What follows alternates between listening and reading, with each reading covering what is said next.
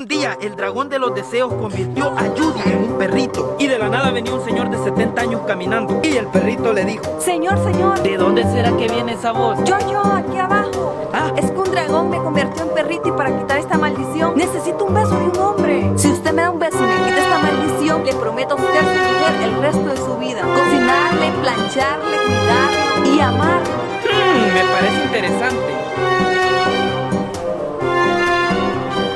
¿Y qué pasó? ¿No me va a besar, pues? ¿Tú crees que a mis 70 años me importa otra mujer? Yo ya estoy casado y además con un perrito que habla. Eso vale millones. Lo voy a ir a vender al pueblo.